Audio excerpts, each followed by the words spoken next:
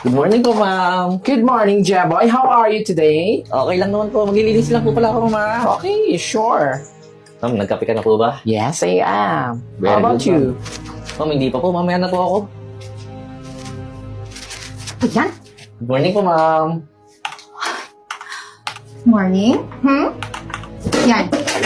Yan ang good sa morning. Eh, ka naman eh. Boy! Hindi kami nagbabayad dito, ha? Para sahuran ka sa pag-upo mo dyan. Ang bagal-bagal mo kahit kailan eh. Alam mo ba?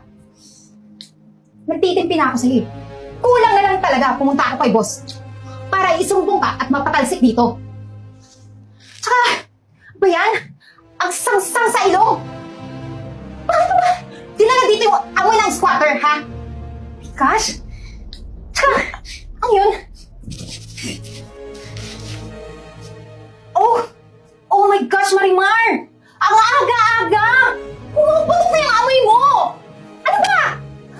Alam mo bang hindi ka professional sa ginagawa mo, ha? Eh, nananadya ka rin eh.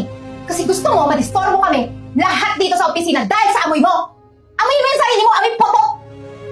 Oh, kaya ikaw, kayo dalawa, ang bagay sa inyo, nasa carnival. Doon kayo nababagay, tingnan yung mga mukha nyo parang mga hayop. Ano sa hayop, ha? Ay, ouch! Ha? Ano? Gaganti ka? Sige, subukan mo. Ano? Kakampihan mo to? Hindi naman po porket supervisor po kayo dito. May karapatan po kayong mamintas na mga empleyado dito. Sobra na po kayo. Hoy!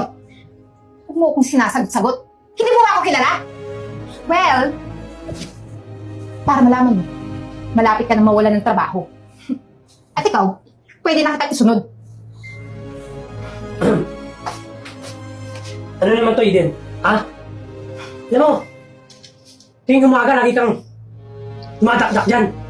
Tsaka, bakit mo nang sinayang yung kape? Ha? Wow! Francis, ang superhero ng mga inaapi. Ano bang pake mo? Pinagsasabihan ko lang naman to sila eh. Tsaka alam mo naman, di ba dito sa company to,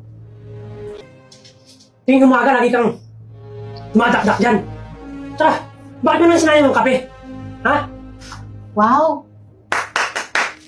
Francis, ang superhero ng mga inaapi. Ano bang pake mo? Pinagsasabihan ko lang naman to sila eh. Tsaka alam mo naman, di ba dito sa company to, mga high class ang kailangan. Hindi yung mga katulad nito na mukhang taga-perya. Baka Eden, ikaw yung hindi kailangan dito.